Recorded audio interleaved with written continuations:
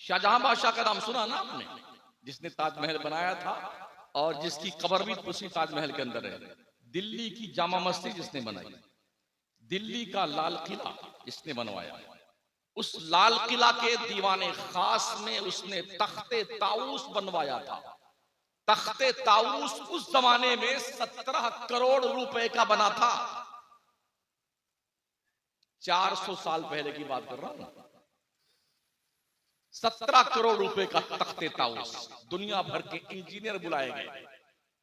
उसने कहा था तख्ते ताऊस ऐसा बनाया जाए कि जब मैं तख्ते ताऊस पर कुर्सी पर बैठूं अपने सर पर ताज रख करके, तो मेरे ताज का ऊपर का जो नोक है, जामा मस्जिद की सीढ़ी जो ऊपर आखिरी सीढ़ी है, वहां जहां नमाजी अपनी जूती और चप्पलें खोलता है, हमारे सर के ताज का नोक उस जूती से ऊपर न डाले, उसके नीचे रहना चाहिए। बन गया तख्ते ताऊस।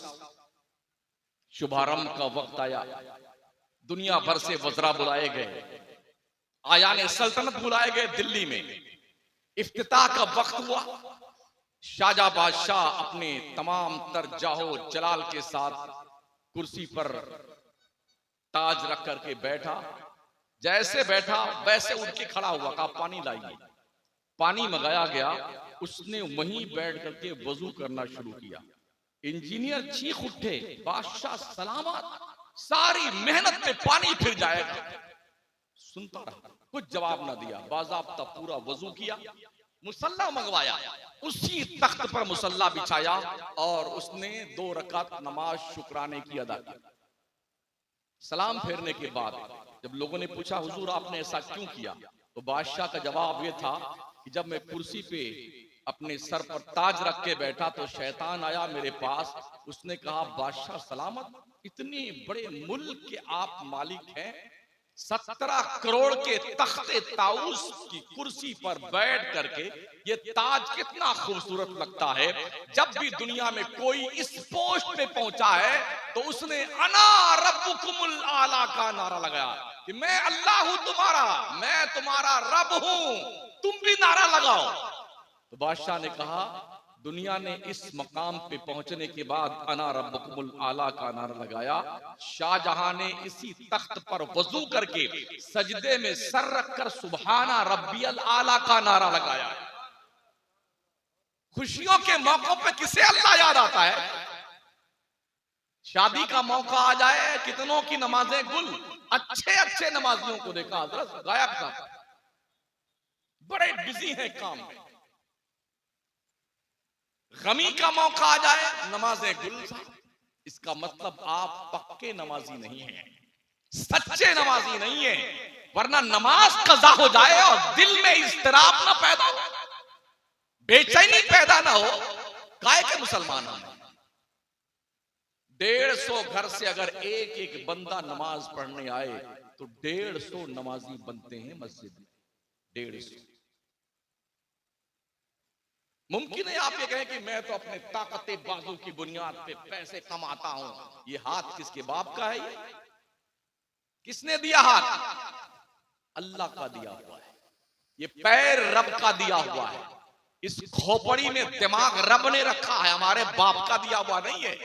हमारे इस सीने के लेफ्ट साइड में दिल का जो मॉनिटर ऑफ बॉडी बनाया गया है वो भी अल्लाह ने बनाया है, किसी के बाप का नहीं है।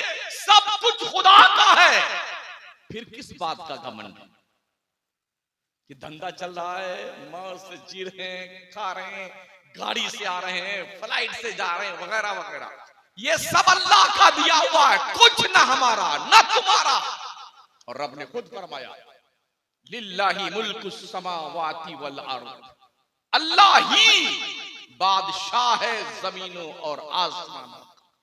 लिल्लाही मा फिस समावाति व मा फिल अर्द, जमीनों आसमानों में जो कुछ है सब का रब का है। आपका क्या है?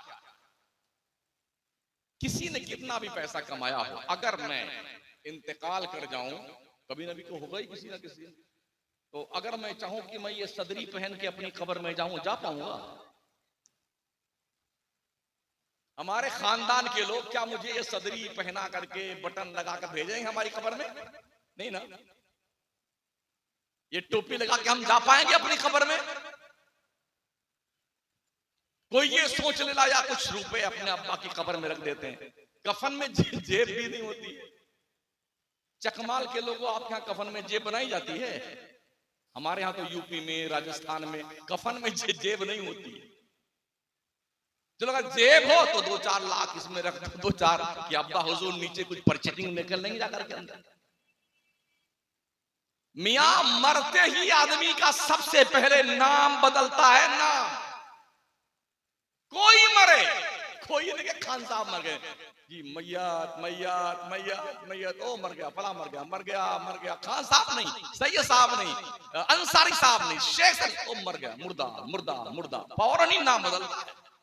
और ज्यादा देर तक कोई रखता वक्ता भी नहीं अपने घर में किसी मुर्दे को। जानता है ये बिल्डिंग अब्बा ने बनाई है, खेती बाड़ी खरीद के अब्बा ने दी है, बैंक बैलेंस अब्बू हुजूर ने दिए हैं, लेकिन जानते हो बस एक लिमिट है 4-5-6 घंटे की।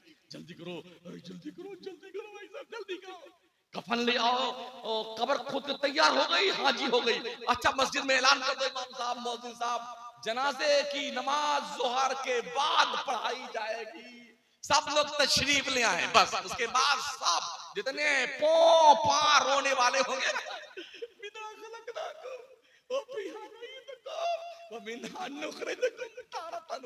अब आप जानो आपकी कब्र जाने, हम तो चले बिल्डिंग बनाने के लिए, हम चले प्रॉपर्टी तकसीम करने के लिए।